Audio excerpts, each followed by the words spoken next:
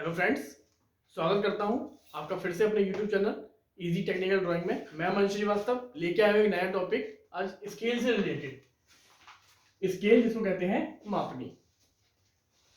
Polytechnic exam में सबसे ज्यादा क्वेश्चन जो पूछा जाता है वो स्केल चैप्टर से पूछा जाता है। काफी इंपॉर्टेंट चैप्टरों में से एक है हमारा स्केल, जिसको हिंदी में मापनी बोलते हैं। तो पहले किसी भी प्रॉब्लम को सॉल्व करने के लिए या कोई भी न्यूमेरिकल डायग्राम क्वेश्चन को करने के लिए उसका इंट्रोडक्शन पता होना बहुत जरूरी है, तभी हम उस प्रॉब्लम को इजीली अच्छे से कर पाएंगे। तो पहले स्केल से रिलेटेड हम इंट्रोडक्शन को समझ लेते हैं, फिर हम इसके अगले वीडियो में एक स्केल से रिलेटेड क्वेश्चंस को सॉल्व करेंगे, या आने वाली और वीडियोस में हम स्केल से रिलेटेड क्वेश्चंस को देखेंगे। तो एक बार एक्सप्लेन कर देता हूं। स्केल मापनी बोलते हैं। ये वैसे तो स्केल कई प्रकार का होता है, लेकिन इंजीनियरिंग ड्राइंग में हमारे सिलेबस में मुख्य रूप से 3 प्रकार के स्केल का वर्णन किया गया है। पहला है सरल मापनी या साधारण मापनी, इसको बोलते हैं सिंपल स्केल। सेकंड है विकर्ण मापनी, जिसको इंग्लिश में बोलते हैं डायगोनल स्केल। और तीसरा है जीवा मापनी यानी कि कॉर्ड स्केल। कुछ टाइम पहले यूपीटीआर ने जीवा मापनी को भी सिलेबस से हटा दिया है, यानी कि मुख्य रूप से जो एग्जाम में क्वेश्चन पूछा जाता है वो या तो सिंपल स्केल साधारण मापनी से पूछा जाता है, या विकर्ण स्केल विकर्ण मापनी या डायगोनल स्केल से पूछा जाता है। अब इनकी पहचान के बारे में भी एक बार बात कर लेते हैं, जिससे कि हमें एग्जाम में ये पहचानना बहुत आसान हो जाए कि हमें कौन सा स्केल ड्रॉ करना है। तो क्वेश्चन पढ़ के इसकी पहचान इजीली हो जाती है, बहुत इजी है। जैसे मैंने यहाँ लिख भी रखा है पहले, ताकि वीडियो ज्यादा लंबा नहीं हो पाए। जहां 2 अंकों तक की दूरी पढ़ी जा सके वहां पर हम क्या करते हैं, सिंपल स्केल को ड्रॉ करते हैं, यानी साधारण मापनी को। 2 अंकों की दूरी, फॉर एग्जाम्पल जैसे कि अगर हमसे क्वेश्चन में कहा जा रहा है 67 मीटर की दूरी, स्केल पर आप नाप करके दिखाओ। जो आपने स्केल बनाया है उसको चेक करना है, 67 मीटर की दूरी नाप के दिखाओ। तो कितने डिजिट हो रहे हैं, 1 2, तो 2 डिजिट आ रहे हैं, इसलिए सिंपल स्केल। या हो सकता है 50 किलोमीटर की दूरी दिखाओ, या 5 मीटर एंड 6 डेसीमीटर की दूरी नाप लो। ऐसे कुछ भी हो सकता है। देखिए यहाँ भी 2 डिजिट आ रहे हैं, यहाँ भी 2 डिजिट है, और यहाँ भी 2 डिजिट है, यानी 2 अंक तक की दूरी ये पढ़ रहा है, इसीलिए ये है साधारण मापनी। आगे बात करते हैं, जहां 3 अंकों तक की दूरी को हम पढ़ सकें, एक ऐसा स्केल जहां हम 3 डिजिट पढ़ सकें। जैसे example 5 kilometre, 7 hectometre and 3 decametre.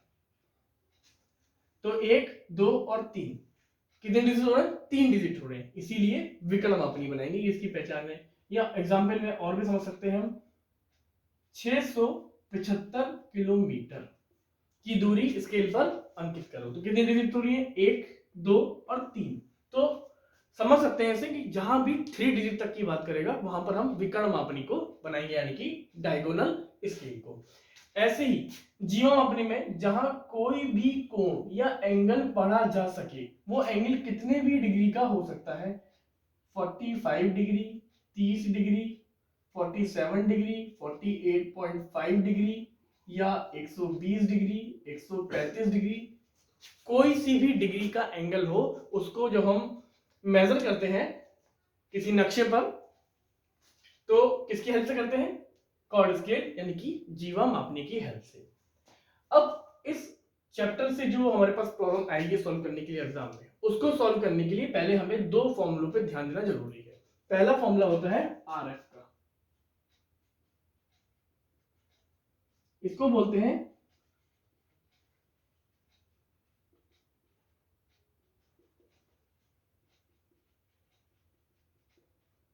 Representative fraction, या हिंदी में बोलते हैं निरूपक भिन्न।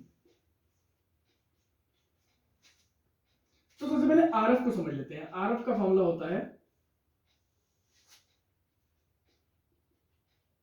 वस्तु की ड्राइंग पर दूरी बटे वास्तविक दूरी। तो आरएफ का फॉर्मूला होता है वस्तु की ड्राइंग पर दूरी बटे वास्तविक दूरी, या इंग्लिश में लिख सकते हैं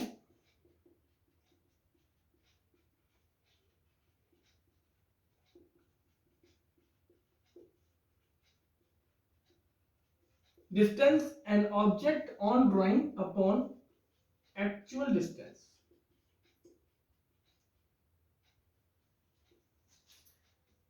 हमारे पास न्यूमेरिकल में डिस्टेंस होगी वस्तु की ड्राइंग पर दूरी क्या है या वास्तविक दूरी क्या है। इस फॉर्मूले को इस बेस पे समझ सकते हैं, मैंने स्टार्टिंग में नहीं बताया, जैसे कि मैंने ये तीनों को एक्सप्लेन किया, लेकिन अगर मैं बात करूं मापनी किसे कहते हैं, तो ऐसी दूरियां जिनको, जैसी बड़ी दूरियां जिनको छोटा किया जा सके किसी एक स्केल की हेल्प से, कोई एक ऐसी स्केल हम अप्लाई करेंगे जिससे बड़ी दूरियों को छोटे रूप में बदला जा सके, कन्वर्ट किया जा सके, वो हमारी मापनी कहलाती है। अब जो हम बड़ी दूरियों को छोटे रूप में बदल रहे हैं वो किसकी हेल्प से होगा, वो इसी आरएफ की हेल्प से होगा। कोई चीज एक्चुअल डिस्टेंस जितनी थी हम उसको ड्राइंग पे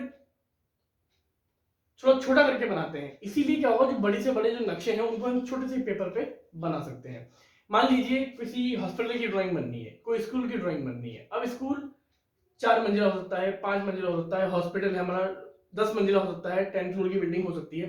कैसे उसको एक छोटी से शीट पर या छोटी सी ड्राइंग शीट पर हम उसको उसके नक्शे को बना के लेके आए, वो सब होता है आरएफ या मापनी के द्वारा। आरएफ के द्वारा किस तरह हम आरएफ लगा करके उसको छोटा कर देते हैं, ठीक है।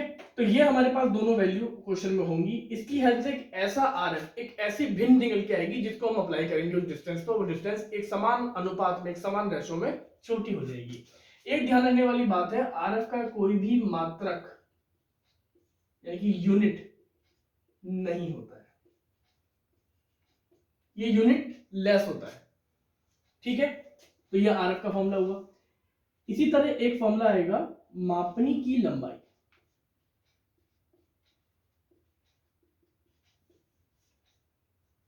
इसको बोलते हैं लेंथ ऑफ स्केल, ठीक है जी। और शॉर्ट में हम बोलेंगे इसको LOS। LOS का फुल फॉर्म यही हो गया, लेंथ ऑफ स्केल। तो LOS का फॉर्मूला हो गया RF, जो RF आपको यहां से मिलेगी, distance and object on drawing, ये क्वेश्चन में होगा, एक्चुअल डिस्टेंस क्वेश्चन में होगी। इनको सॉल्व करेंगे, यूनिट को कट करेंगे, इसको यूनिट लेस बनाएंगे, जो हमें भिन्न मिलेगी उसको हम यहां पुट करेंगे, RF इंटू मैक्सिमम डिस्टेंस, या बोल सकते हैं अधिकतम दूरी, ठीक है जी। तो यहां से हमें जो एलोस मिलेगी वो होगी मापनी की एक लंबाई। जैसे कि ये मेरे पास जो प्लास्टिक वाला स्केल है, अगर जिस कंपनी ने इस स्केल को बनाया होगा उसने क्या करा होगा, पहले एक ऐसा प्लास्टिक के टुकड़े की लेंथ को डिसाइड किया होगा जिसपे हम ये नंबर्स छापने के बाद हम स्केल को मार्केट में लेके आ सकेंगे। तो इसी एलओएस की हेल्प से हमें एक ऐसी लेंथ मिल जाएगी जिसको हम डिसाइड कर लेंगे कि हम इस इतने बड़े टुकड़े पर अपना पूरा का पूरा स्केल ड्रॉ कर सकते हैं। तो ये दो फॉर्मूले मेन है, हमें एलओएस मिलेगी तभी हम किसी न्यूमेरिकल को आगे कर सकेंगे। जो भी हमें एलओएस मिलेगी 15 सेंटीमीटर 16 सेंटीमीटर, उसी लाइन से हम अपने स्केल की शुरुआत कर पाएंगे। तो एक छोटा सा जो मैंने अभी जो लेक्चर में आपको बताया, ये स्केल चैप्टर का इंट्रोडक्शन था। अगले वीडियो में हम इससे रिलेटेड प्रॉब्लम को सॉल्व करेंगे। वो प्रॉब्लम हमारी पहले होगी साधारण मापनी यानी कि सिंपल स्केल पे। तो इस चीज को और विस्तार समझने के लिए अगली वीडियो में चलते हैं, ठीक है। इसके लिए धन्यवाद, थैंक यू सो मच।